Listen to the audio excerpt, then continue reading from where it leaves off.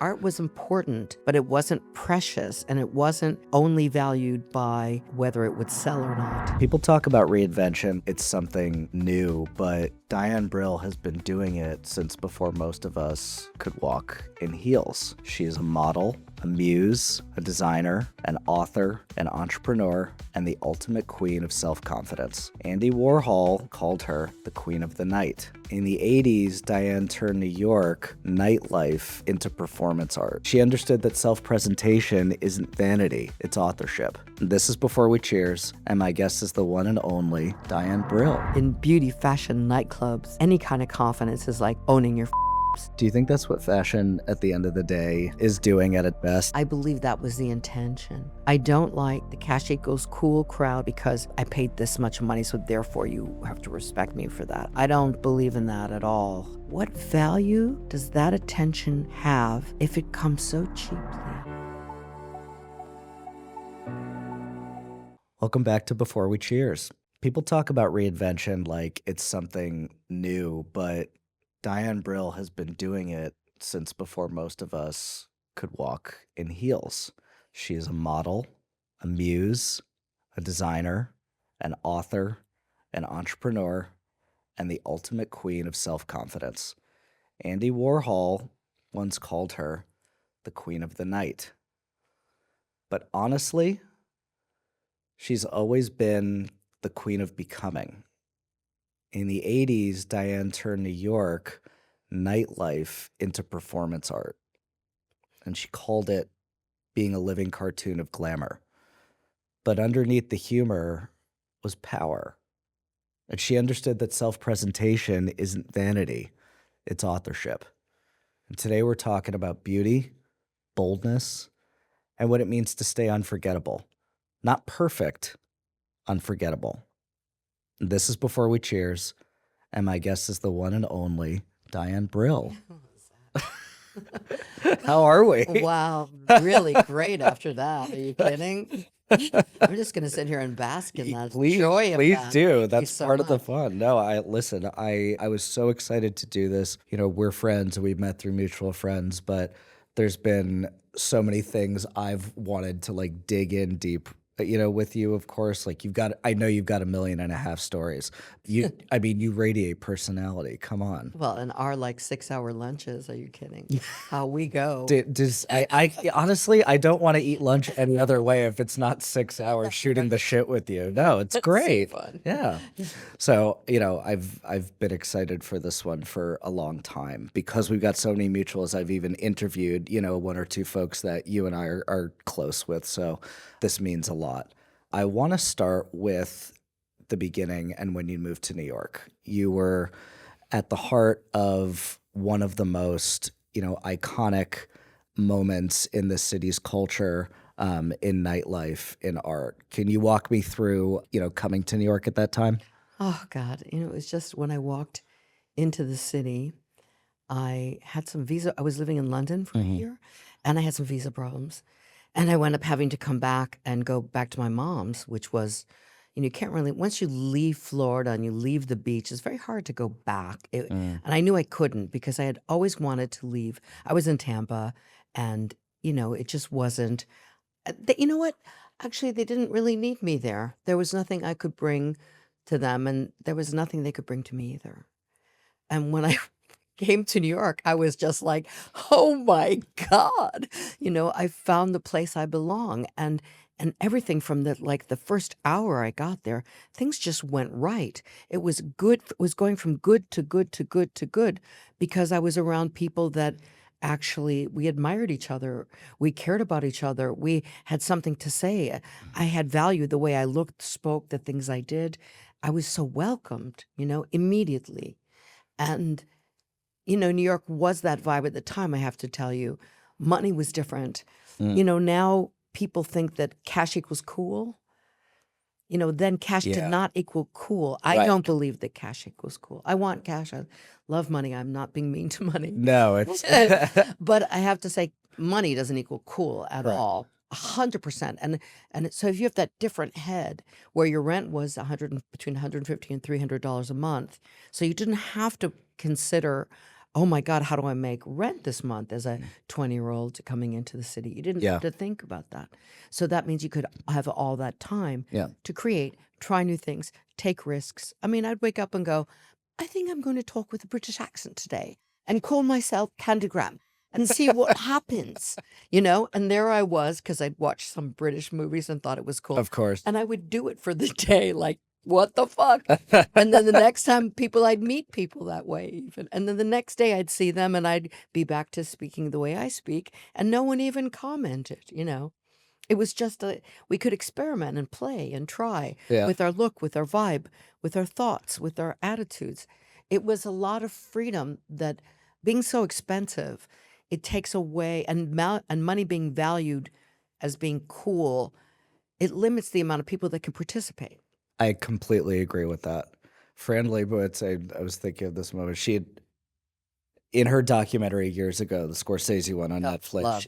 she had talked about how New York during that time, 70s, 80s, et cetera. And she said, back then it was scary but exciting Yeah. during that time. And what people would bond over really was a lot of things in the city, but you'd meet someone out, you'd exchange ideas, you'd tell stories, and if you were hanging out after, maybe that person would have heat, and she'd look at them and say, "You have heat? You have heat in your house? Like, let's go, let's hang." Yeah, of course, I would love to come to the after party, no So problem. funny. Oh my God. Well, God, that's a lot. No, I had the opposite problem. I think I was in a lot of sublets because rents were cheap, but it was very hard to get a place. And the way you could find out was there was something called the Village Voice that came out, I think every Yes. Thursday, and you'd get that newspaper, which is the downtown newspaper, and then you'd find out like in the back pages, like, okay, there are some apartments available, and you'd like go to a phone or a phone booth and call, and then you'd like go to the place, or you find out someone was ill and maybe they die, and you'd go to for older folks and Yeah. everything. You'd find out all these terrible things, and then you'd like run to the apartment to try to get it. So they were cheap. Sometimes they took like my first apartment was actually a converted boiler room. No It was way. boiler room. Wow. Yeah, and they rented it as a real apartment. Where was It it? was on Commerce Street in the West Village, which Oh, was very pretty. No, it was yeah. very, very nice. I loved having it, but I had lived everywhere. I lived in the Italian consulate in the super and his wife illegally renting out a room uptown on Park Avenue, and I lived there for a couple of months. I lived in hotels, the Chelsea Hotel, the Gramercy Park Hotel, for a while, and I was always making cash Hmm. because I bought and sold clothing, vintage clothing, Yeah. and in a time where it wasn't as it is now, and it was a whole nother world. And then I started reconstructing, redesigning, and then eventually I got into designing clothes from scratch. But that's how I learned through those quality garments. It was really amazing. But anyway, so I would always just literally go in with the giant duffel bags into Patricia Field's place and go, would you like to buy some? And she would like buy the whole thing. Oh, So I'd amazing. sit there like this with a chunk of cash. So I had cash, but even with cash, you didn't know where you were going to sleep sometimes. I'd have sublets for a week. It sounds like sad or scary. It wasn't. It was, we all did it until No, we found our place. honestly, I think in modern times, I think the average person is more brittle and wouldn't be able to handle that in New York Yeah, no now. way. I think like No way. I'm not going to go out and say that everyone had like a thicker skin back then, but I think you worked with what you had, so No, you I, did what you could. not to interrupt, Zach, but Yeah. honestly, I had looked for New York City my entire life. Mm. When I realized, I don't know, I was around 8 or 9 or something, and I realized I love my family and I fit in really well here. But as soon as I leave my home, I, I, I'm not understood at all. Yeah. And I was very sad about that. And I remember I always dressed creatively and differently. Hmm. I always liked fashion and I loved to try new things and I loved music and art and I just was interested. My mom's European, I don't know, whatever. So it was easy to have contact with all that world. But in Tampa, that was certainly not the vibe. And I remember the kids making fun of me at school for something very cool I was wearing or whatever. I was thinking, what? I was like a kid. My mom said, well, we're in Tampa. If you want to try it, we can try it. We'll go and buy their outfits, and we'll go and buy an outfit, and you can see how you feel wearing what they wear. So I went to like Learners, like the shit stores. Yeah. They wore crap then. They still do, sorry, but they really were crap then, honestly. And I bought like a scooter skirt with the matching underwear, and they were actually quite like ultra mini skirts with like matching underwear, because when you bend over and then it would match your underwear, but you're showing your butt. And Yeah. like, what? Why was this more Christian or more conservative or whatever than what I Right. was wearing, which was, something of real fabric and a beautiful cut. Anyway, so I did that, and immediately it worked. The young jocks would be talking to me. Mm. The other like cheerleader girls would talk to me, and it worked immediately. And I came home, I was so shocked because I thought, oh my God, what value does that attention have Mm. if it comes so cheaply?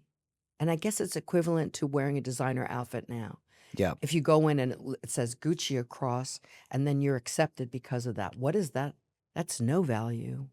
No. Mm-mm. Unless fashion does a lot of things for a lot of people, but when it's supposed to be an expression of you, and you might, wear something from a name designer brand because it's making a statement, Yeah. but I think people get lost in the brands a lot of the time, Yeah. and they Gucci, forget Balenciaga themselves. hoodies. Yeah. Why do we need those in our lives? Oh, No, seriously. And who is buying that? Those same people from Tampa, I know they're buying that. From when I was a it kid. matches their underwear. I know it Scooter is. It matches skirts. our underwear. It was just so incredible. And I remember also that fashion also gave the feeling to the public there that it had when I became older, like it was junior high and high school, that it was sexual. Mm. So if the fashion was That's what edgy, I thought you were talking about, by the way, no, originally. that's Yeah. what's weird, is that you would think that I was dressing sexy, and then that was why. No, I wasn't. I was something about being fashion forward was edgy, was different, was unusual, and therefore it was sex. Yeah. So they would, I had problems. I was misread a lot because of that. And also these are, Baptist places and Right. stuff. It's not only, the nice old Jewish families that are talking, and the grandmas, darling, you really want to wear that today? You should wear another earring. And there was none of that. No, it was Baptisty, Yeah. which unfortunately equated a very repressed mentality and very judgy kind of environment. And imagine, I came from that, not my family, but that environment. And then I walked into New York like, huh. And they were like, who are you? I'm Candy Graham Yeah. from England. Do you remember the moment where you felt like you found your people Oh, God. here? Yeah. Yes, I swear it was when I went in with my duffel bags full of stuff, and I sold everything to Trash and Vaudeville on St. Mark's Place. And then again, remember that Patricia place. Field and Manic Panic are famous for the hair Uh-huh. colors, that the crazy colors now. And they bought everything for me, and and they loved me. They were inviting me to places and giving me flyers. People would give you flyers to cool things. Yeah. And then eventually when I went out to the clubs for the first time, it was Danceteria. Mm-hmm. And it was there were two danceteers. It was the early one. Mm. And I walked in, and it's how I met Keith Haring, is that when I first walked in, I talked to the bartender, and he had a little button on, like a rock and roll button. Yeah. And I used to sell those because I'd get them. I brought them with me from London when I moved here. And he had a little rock and roll button, and it was Keith Haring, Radiant Baby. And Wow. I had never seen it. I'd never heard of it, or I didn't know about Keith Haring. He was so new, nobody knew. And I saw this button on the bartender. I was like, oh, I love that. And he goes, here, take it. The guy who made it is here. And then I met Keith that Wow. night. He and I became very, very close. And I had a line of menswear, and I did clothes Yes. for Duran Duran and Prince and other, bands of the time, Miami Vice and Adam Ant. Ooh, so sexy. Yeah. Really, oh my God. Even Bruce Springsteen, I made like a vest for, and I was doing menswear, which I love. So I went from reconstructing vintage clothing for men to making my own patterns and doing that. Anyway, I was in the building called the Cable Building. The Cable Building had me and what I do, and people would come in and out of that studio. And then Keith Haring's studio was on the 7th floor, so I was on the 6th, he was on the 7th. On the 4th was Details Magazine, and Details Magazine was the Bible. So that means if you were in Details Magazine, your life was made inside downtown. It was very current because every month, it's not like now where it's every minute. It was every month you would have like all the things that happened. Everyone was there, everything that went on. It was just an amazing magazine. So if you walked into that building, you'd go to Details, Yeah. then you come up and say hi to Dianne, Brian Brill, then you'd go up to see Keith at his studio. And so it had an influx of people coming all the time, like the most amazing people. Yeah. Not just famous, also fabulous. You were almost like, forgive the title expression, the Brill Building. It was the Brill It was the other Brill Building. Yes, the other Brill building. Yeah. Exactly. So did Keith introduce you to Andy and all those other people? I met Andy in a time in Danceteria. Warhol. Yeah. Yeah, Andy Warhol. When I was already becoming Queen of the Night. I think I was Queen of Danceteria then. Like, it was already happening. And, I've always had a reach. I think that maybe from my mom, I'm able to eat at any table. Mm-hmm. So I think that that's always been an advantage in my life. I hope I give that to my kids to be able to have that. You're like that too, Zach. And I think that's an advantage in life to be able to eat at every table. And when I met Andy, he was in a time in his career where he was making a shit ton of money, but mostly from doing portraits of like socialites and Right. people from, Texas or Ohio, and they had money and they were booking from Interview Magazine, everyone who worked there, Vincent Fremont and everybody, they were like booking him like, and I think it was obviously great for business, good for his career in the sense of having money. Yeah. But he was in real need of people like me, like Keith, like Jean-Michel, and also other people that were just creatives Inspiration. and who understood him like in a natural way and who he understood without explanation. Mm-hmm. I never had to explain myself or anything to Andy. So he came into us as being Andy Warhol already, but he elevated us too. He elevated the artist. He elevated his friends. He was also a big matchmaker. Really? Yes, he was. Yeah, I know. He always was trying to get his friends together, like to make them lovers all the time. And like we'd go out, and then Jean-Michel would meet us or something at area, and he would always say like, Dianne, you and Jean-Michel should fuck. Why don't you have sex? Jean-Michel, do you want to have sex with Dianne?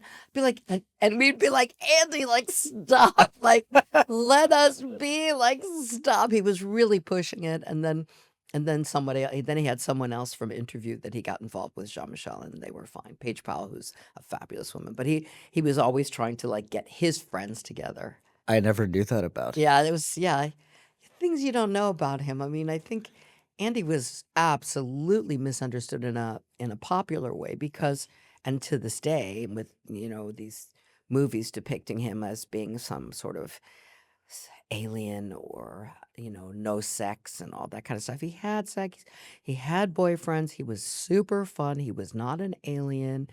I mean, in modern terms, of course, he would be part of that, the neurodivergent, what do you call it? Neurodivergent. Neurodivergent community. He Yeah. certainly would be, but so is almost everybody I know, frankly. And I wonder about myself too. And We all do don't know these all. days, I yeah. know it's just a vibe, right? It's And extra strength Tylenol running through my veins over here.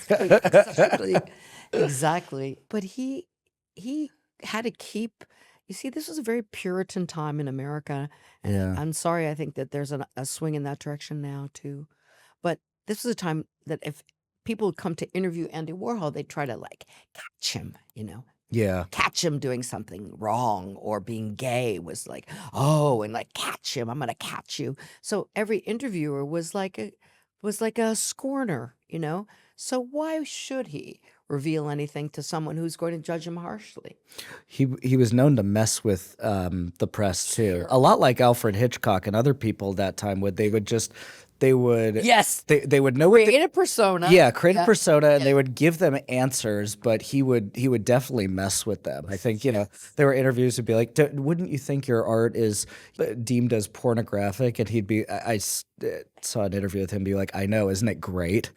Yes. But he's challenging society too, but because that reporter is obviously coming from this very conservative, place. Accusatory. Yes, exactly. Right? So what would you do? So yes, he said things like, "Ooh, sex. No, I don't have it." Why did he say that? He said that because why should he reveal his sexual practices or who he loves or whatever when he's going to be scorned by this person attacking them? Why should he Right. give that? I wouldn't give that. Yeah. He's not denying. No, he never pretended he wasn't gay. Yeah. No, it's just he didn't want to deal with those people the way they were coming at him. He Right. was right.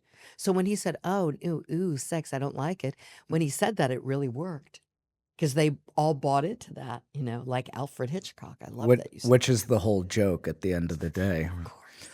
I th- He's so much hipper than any of those people coming at him, believe me. yeah. I think about that time, and to me it feels like music and fashion and nightlife were all coming together, Art, huh? and art, all at the same time. And art wasn't precious.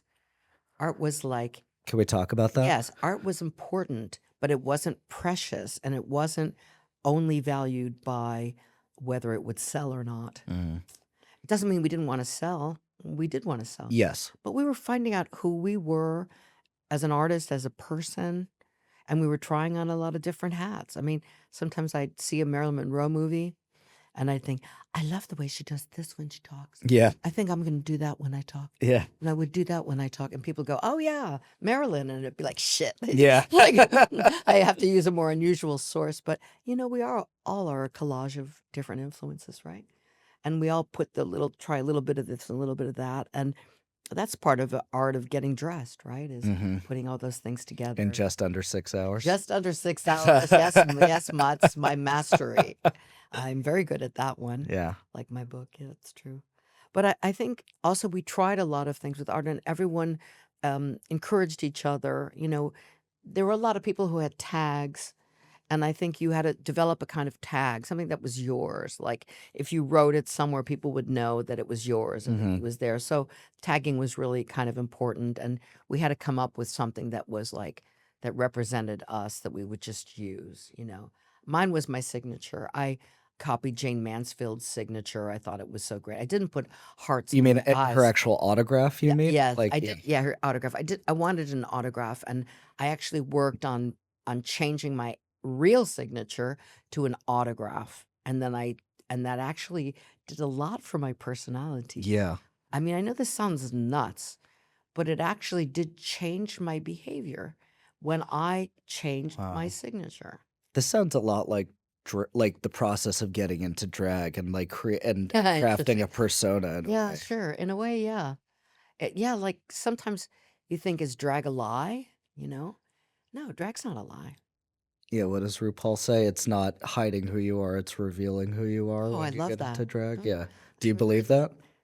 Yes, yeah. Yeah. I mean, we all have our drag. I mean, if you're a man and you have a great shave and you slap something on and do something with your hair and you're all like clean and groomed and you put on a fresh shirt and that is a kind of drag, but it's something that creates something from the outside in. Yes. So it doesn't have to always be drag queen or lots of sets of fake eyelashes. We all do it every day. No, it's like armor that we, give ourselves in order to emanate whatever that chutzpah or whatever you want to call it Right. inside us And you're is. Yeah. supporting what's going on inside Yes. on the outside. Yes. And I think I've always done that. And I think it really is a big advantage in life, Do when you're seen. Do you think that's what fashion at the end of the day Ah, is doing at its I best? wish. Yeah. I believe that was the intention. I don't like that the cash equals cool crowd, which is the majority now, Yeah. has taken over to make it intimidating to others or to get some kind of respect because I paid this much money, so therefore you have to respect me for that. I don't believe in that at all. At all. I think if you have something gorgeous on that makes you feel gorgeous and look gorgeous, and no matter what that is, if it's from Amazon or if it's from a designer you admire, Galliano, it has to do something to you. It has to become part of you, not that it's slapped on top of you like a label, Yeah. It has to be something that suits you, that is personal and that you love. That means having less stuff. That leads into my next question because honestly, so the brands we're talking about, Gucci, Balenciaga, etc., they're not new. they've been around for, quite some time, and you've seen them, evolve now, but of Oh, course yeah. Oh fashion my and God. style has Tom Ford changed. for Gucci. Yeah. My God. A friend of mine runs the Tom Ford Gucci Instagram account, and we've had this conversation Oh, many times. He said sigh. he said there will never be another era ever again like that Yeah. time when he was, when he was there. Well, I think it's because he was really ready for that job. Yeah. Yeah. And he just was waiting for that opportunity. And then not necessarily with Gucci, it could have been with any brand, but being that it was with Gucci that was in such a mess, it was but had legacy. It had like talent and skills and talented people, sewers and leather makers and the people that they had, the resources were insane. Money, oh my God, to make things. They had resources everywhere, but they just didn't have any taste. And then in came him, Yeah. Tom Ford, Taste Central. Taste Central. And, and he loves women. Yes. You're designing for women and you love women. I think that's essential. And I see in a lot of designs that there's not a love for women in the You clothes. can tell on the runway. Yeah. Yeah. They try to go for like women with a boy body. Mm. They go for a sulky kind of woman, maybe a not available, distant woman. They try to kill the feminine as opposed to enhance the feminine. And he's always been the guy, like, Thierry Mugler, right?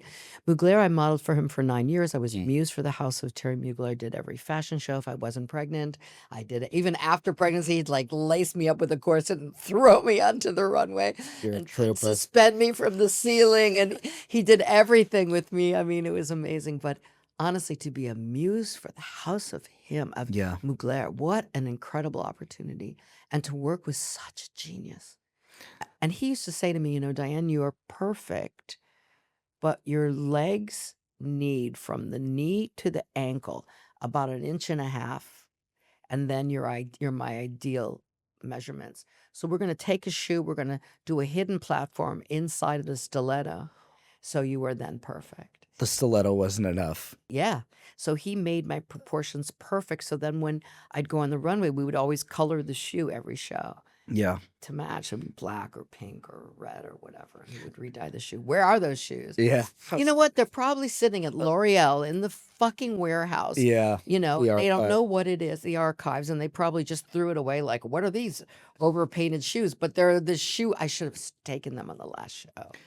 Do you remember the feeling of walking that runway? Oh, yes. Yeah, because some models say they just black out and they're just, they're walking, they're doing their job, they want to do a good job, and, they go in and out. Honestly, for Mugler, it's a whole other thing because it's a whole process.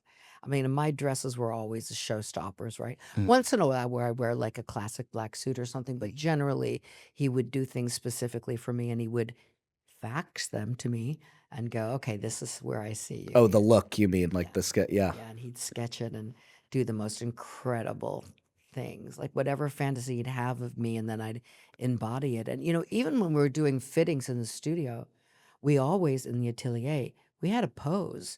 It's not like we could just stand there like, Yeah. no, we'd have to be like in character and Yeah. give something. And he'd say, okay, walk. And we'd be in a room as big as this.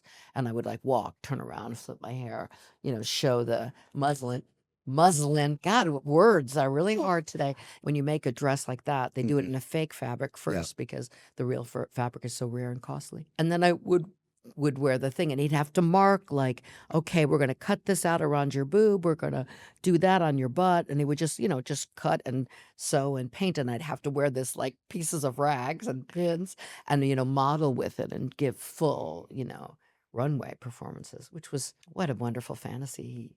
I never felt more beautiful. I mean, my God. What about with JPG? Well, that was great, except I fell off the runway. And No. Yes. But You're not the only one. No, but I didn't land on my butt. Oh, first of all, it was really hard to do because Mugler didn't really like me to do other shows in Paris. He was like, no, you're a muse of the house. And everyone would say, look, you're the muse of the house of Mugler. You really shouldn't be doing a lot of shows. But I also was a friend of Jean-Paul, right? And so Jean-Paul was like, look, just do the show for me. I just really would like you to. You were afraid of him because you were intimidated by him? No, Mugler, you don't want to disappoint the maestro. Right. Yes. Yeah. Sorry. No, when you're honored like that. Yes.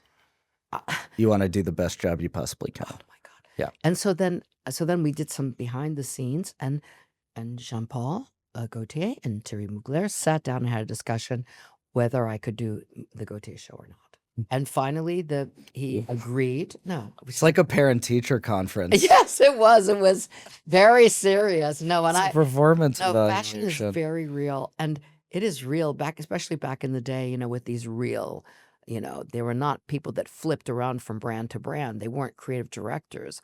They were full designers. They understood a garment. They understood fabric. They understood lines. They understood a woman's body very, very well.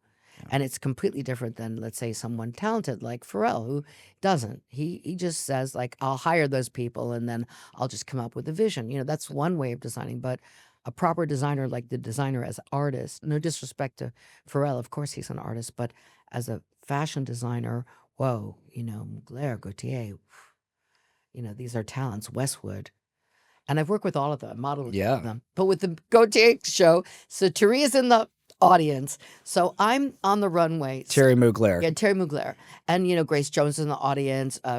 Jack Nicholson, who I had some weird history with, was in the front row. And, like, all these people are there. So I'm, like, the kind of, like, star of the show is a stretch. But kind of I was the star of the show. I was the unusual thing that was happening. Is Brill's in the show. It was cool, right?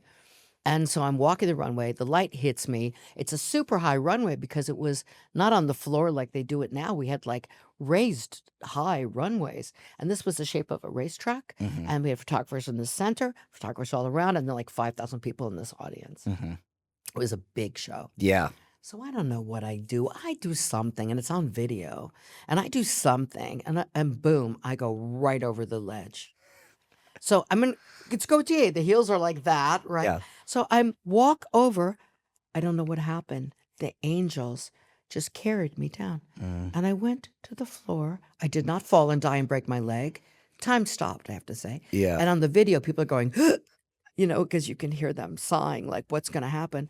I land on my feet, and I crouched down for a second to take the weight of the fall. And then I stood up 9.5 in the air. So it's on video and right into Jack Nicholson's lap, who was a famous actor at the time. And still is. It was, yeah, and still is. And it was just hysterical. And Mugler after the show was like, By the way, that's what you get. But that's an immense amount of self-confidence that I don't think many models, and many No, it folks was at that time God would. grace. I don't Yeah. think it was self-confidence. It was God grace. I was in the moment. I was protected. I wasn't going to die. I wasn't going to break my legs. I thought I was. I thought it was like a car crash, Everything froze. But then once I saw I was okay, then I just went with it. You're right. You do have to own your fuck-ups. Yeah. You have to own your mistakes. And as soon as you own the mistakes, like, what was the movie in Mean Girls where what's the lead girl? Katie, and Yeah. someone cuts her shirt, and then I don't know if you remember, they cut the Yes. shirt, and then her boobs. Oh, were that was Regina George. Yeah. Regina George. Yeah. Sorry, Regina George. Yeah. Right, and she does that, and then she owned it, and then the next day, all the girls Everyone's were wearing it. Yeah. So I think that's a big secret in beauty, fashion, nightclubs. Any kind of confidence is like owning your fuck ups. Yeah. I completely agree. And I think that that's part of reinvention too. Yes. Yeah. Absolutely. I want to know about what reinvention means to you now. Like, do you think we ever stop performing, or do we just kind of get better at choosing the stage that we're on? I think we always have a time in our life where we're stuck.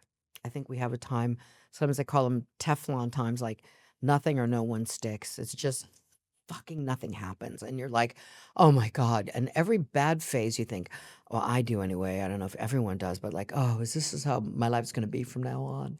You get that fear. And then when good times are there, I'm thinking, oh, okay, I've made it. Like everything's good now, right? So when you're in those times where like everything sucks, you just have to reinvent. Yeah. Or if everything is against you, you just like, okay, I gotta really assess, why isn't this working? Why isn't that working? Why isn't my look working? Why am I stale? Recognize that, okay, it's not working. So what can I do? And what do I feel like? It's not just on the outside, it's like, what do you feel? And then outward reinvention really helps with the inward reinvention. Yes. So I know you have to say the ultimate way would be like from the inside out. But dude, very often for me, it's from the outside in. By the way, that translates, that emanates. Like I felt that immediately when I met you because I knew that you used, fashion style as a form of self-expression, but I also immediately when I met you, I could tell it lifts you up like no other. And it's supposed to bring out the best version of yourself. For sure. Yeah. Thank you for that. What a wonderful thing to hear. Yeah. I mean, it's obvious. Because even when I do roles, if I'm acting and I do roles, Yeah. I always bring a little bit of me in there. I'm not an actor in the sense of just losing themselves and become someone else completely. I don't. I always pull a little. I can't help it. I always wind up pulling a little bit of like, oh, but this would be better. Yeah. I mean, like that looks good, but I can make that better. I mean, listen, Meryl Streep was in that movie Don't Look Up with Jennifer Lawrence and Leonardo Bless. DiCaprio. I Yeah. love that movie. Yeah, me too. Remember when she plays the president? Yes. So apparently when they were shooting that movie, they'd done something like 25, 30 takes, and it starts off with her on in a conversation on the phone with whoever it is. She did about 27 iterations of a different phone conversation for every single take so that they would have all this material to work with. I mean, that's insane. Yeah. Well, that's why she is who she is. Of course. Yeah. But she's an example for all of us, right? Completely. Yeah. But also, Yeah. with a small role, if you did that, like the roles I get, if I did something like that, I don't think it would be smiled on. I think when you're at a certain level, then you can call the shots with those things. I think that we have to also be able to read the room. And I think most people now do not know how to read a room. That's actually a good lead in into your time on Drag Race. So as a judge on Drag Race Germany and also on Global All Stars, with RuPaul, with Michelle Visage, all of that. Bless. Yeah. Talk about reading a room. Oh, yeah. Another kind of reading, maybe. Yeah, literally. Oh, but bless them. I mean, they're just like, I just love those two people. And it was really fun for us because, of course, we knew each other from back in the day. Right. And then to work and to work now in their own forum. And you have such freedom with that show. I mean, we have boundaries, of course, but there's a lot of freedom. What I loved about the production in general, especially with the Drag Race Germany, first of all, I'm doing it in German, and I'm kind of like Charo is in English. I'm like that, but in German. In German? Yes, yes. Give yourself more credit than No, that but I'm when a it little comes to German. between Sofia Vergara and Charo. That is really, honestly, that's where I tread, and Got it. I've made it into a shtick, and it actually works. So it works well, and it's been well received. So, we're working on hopefully doing a second season soon. But it worked. It was a great success, and I'm happy about that. With that group, did it feel like it was almost effortless? And because you'd Yes. come from that same place with a lot of the same people, like it was almost like no time had Well, really passed? honestly, with Rue and Michelle, absolutely. And then, of course, the World of Wonder people. I know everybody. Randy and Fenton. I know them from when they Randy were the, Barbado, Fenton Bailey, those exactly are, yeah. who are Wow Entertainment, and Right.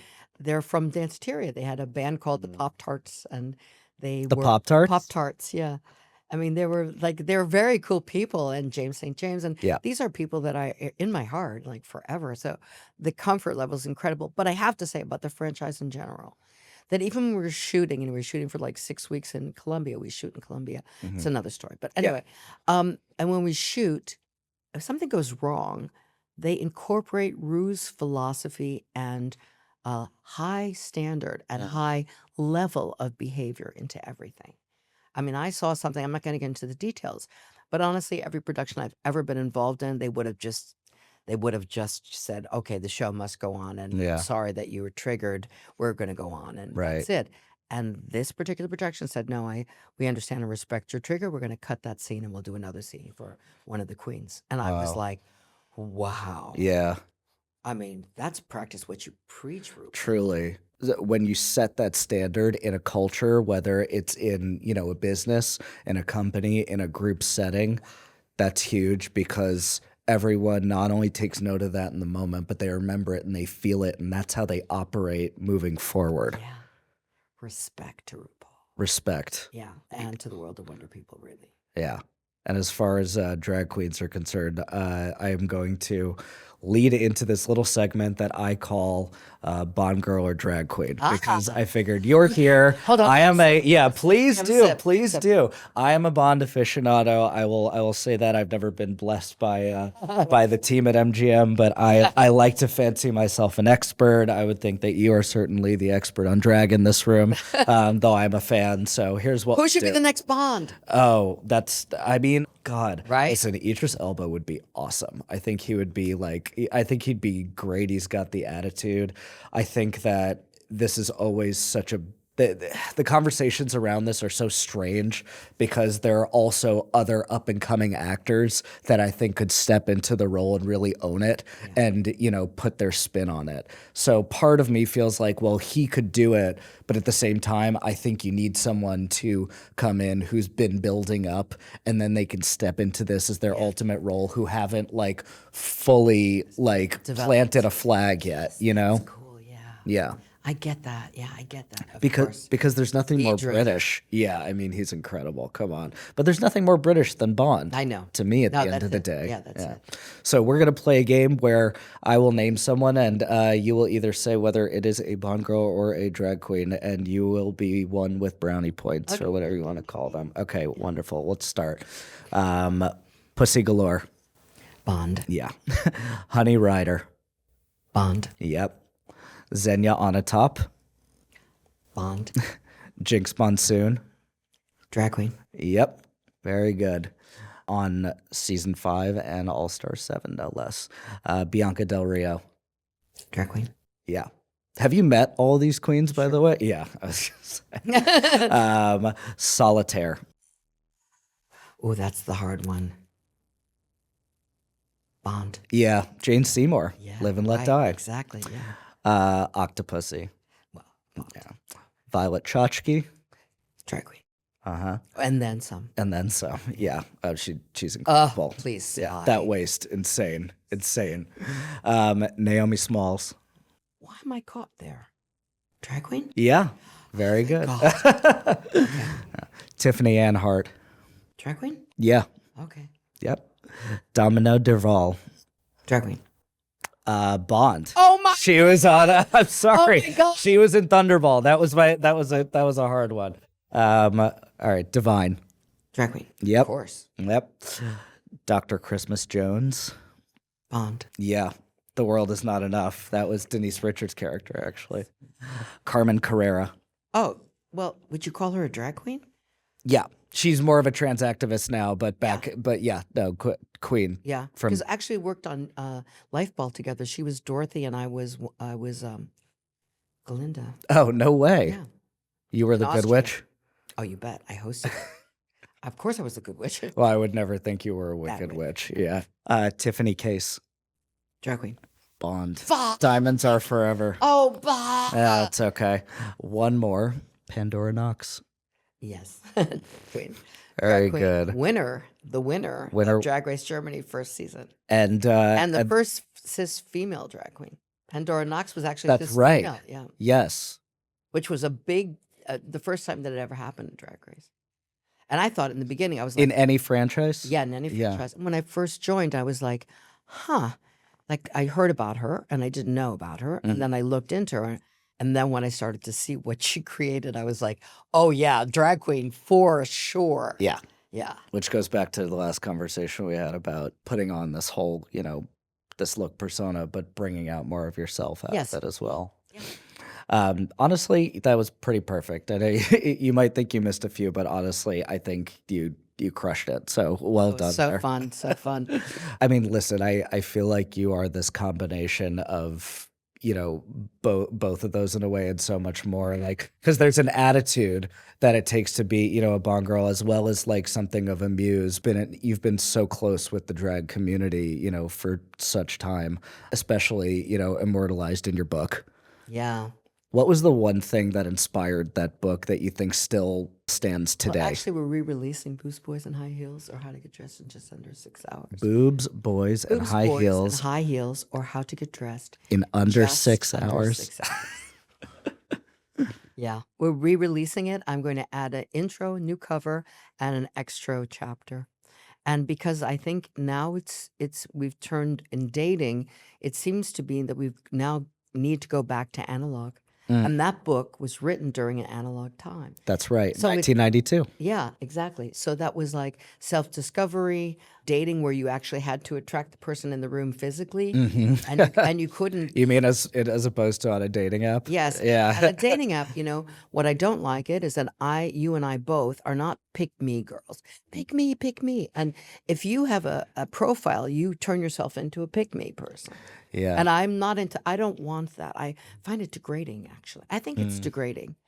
And even though it may be in some ways harder to connect in real life, it's actually easier Yeah. to I would find agree. people that you want to be with. Yeah.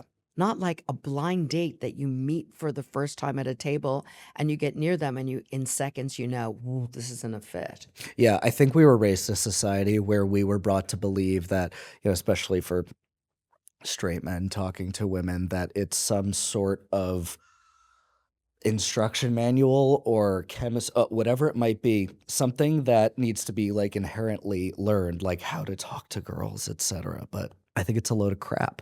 I think the truth is that when you are emanating, yourself, you stop worrying about that stuff and you just trust the process and know that whoever you meet, you'll meet and you'll make it work. That's what's meant to happen. And when you stop worrying about that, that's how you meet your people and things just work out. At least that I'm gonna say I've been saying you, but I really should say You. for me, I in first person. But that has been my experience. I feel like you would probably share something similar. Absolutely. You know? Like it's the hardest thing, isn't it, to be in the moment? Yeah. Just like respect, not past, Uh-huh. not forward, Yeah. just like right now, like Yeah. right here, right now. By the way, speaking of the present moment, because I know we talked a lot about the past, I just want to touch on, one last thing as far as motherhood is concerned. I mean, that's pretty awesome. Yeah, it is awesome. Do you feel like everyone says their lives are changed when their kids are born? Do you feel like now, you'd mentioned before you have a daughter, she's got her own, life I have two aspirations. daughters and a Two daughters, yeah, 2 daughters. And wait, and yeah. my son is straight. I know. Nobody's perfect. No, it's so funny because all of my friends are like, "What? Like of all the mothers in the world, like you have a straight son?" I was like, "Yeah, he's straight. He really is honestly straight." Yeah. It happens. It happens. What have you taken from motherhood that you would have never expected? You have to know that this has actually always been a part of my personality. So I'm the person like now I've got a community of people that are around me that are very near. Yeah. And I call them theme club. Huh. And they're very similar to in the 80s and 90s when I had the Fab 500. Mm. The Fab 500 was actually based on guest lists. So we would say, who are the 500 people you want to come to that party at Danceteria?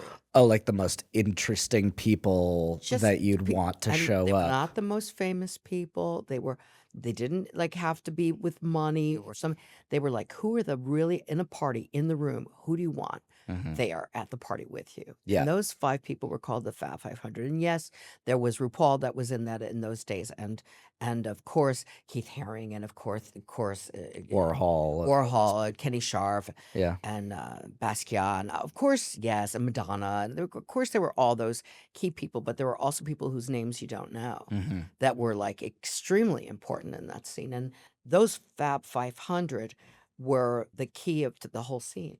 So yes, at a party there would be then 2,500 and then 5,000. There were the 3 guest lists. And so that was depending on how big the event was. You'd always have to have the Fab 500 there, though. And then in modern times, I moved back to the city about 2.5 years ago. And I started collecting people again Mm. and meeting people that I say, these people are fucking amazing. And valuing that I'm understood and I understand them. Like, that kind of, well, you and I have that chemistry, don't we? Yeah. So I find those people and then I start to collect them and I start to get them together. Mm. So we do events where we make sure they're all together Mhm. and that I introduce everybody. People don't introduce each other anymore. They're like gatekeep their friends. You think? Oh, yes, I really do. I think it's really weird. Like I love it with our mutual friends, the Muses, the Yeah. DJ and recording artists. Daniel and Muses, Jack James? Daniel and Jack James, yes. They are very good at that. They're like, Yes. oh, you've got to meet this person. Oh, Well, they that's how we connected got us. together. They connected us. Exactly. Yeah. So they're old school like that, or new school like Yeah. that. I'm doing that now. I'm calling them a theme club, and I put together with an artist that I'm working with, like a collaboration, and we're putting together 10 major portraits of each one of those people, and each one of them is like gorgeous, Yeah. unusual, crazy characters, and they're all slash people. Mm-hmm. They do this, they do this, they do this, they do this, they do this. And being a slash person, I've been that for years. Multi-hyphenate. Yeah. Yeah, slash. I do this, I do Yeah. this, I do this, I do this. And when you introduce me, you have to tell all the things that I do. You know, I hope I did oh, at the you did. beginning. Well, I many cover. of them, Yeah. yeah, you did. And they're all slash people, and they're very interesting and very interested to be part of this. And I'm only starting with like 10 of us to begin with. And then I think it's going to grow and grow. And the portrait artist is Garrett, and he is, fucking cool. Yeah. Garrett Rittenberg. People don't know him yet, but they will. He's amazing. Well, listen, you're fucking cool, and I think fucking cool attracts fucking cool. Hell yeah. If there's one thing I've always gotten from my time with you, it's that you're very intentional. And I love that about you, because you know what to do with your time, with yourself, and you are inherently so self-aware that's one of the reasons why I feel like I love talking to you every time we get along so well. It's 6-hour lunches. yeah, but it's so refreshing, especially like when I'm going on dates and stuff. It's a lot of digging. It feels like, not the kind of interview we're having now. They're less fun interviews. Right. Yeah. More like a job interview at the end of the day. But And isn't the hard thing in that dating not to sell yourself? yeah. Let the other person talk. Mm-hmm. I think that's like the hardest thing for me. And not to be a snob, Yeah. and not to judge everything they say in flags and looking for red or green, and just Yeah.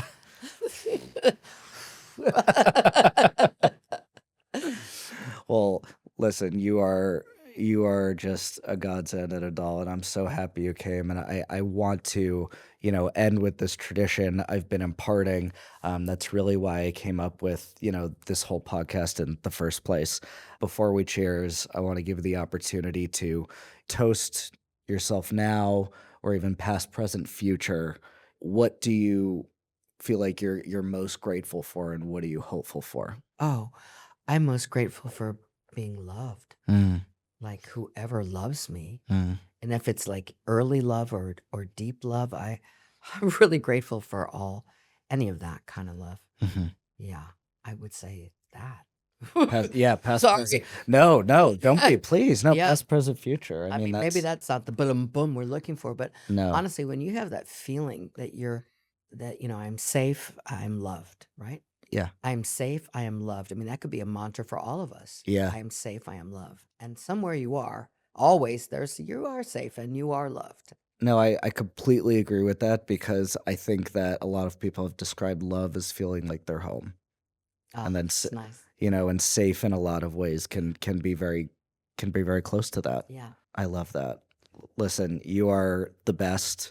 I am so happy you came and we got to talk. Like, this has been a labor of love for me, and I am so happy that we got to tell so many of these stories, and that we'll hopefully tell more in the future. And you're welcome back anytime. Oh my God, so sweet. I'm Thank you. so happy you asked me. Thank you so much. Of course, we're Yeah.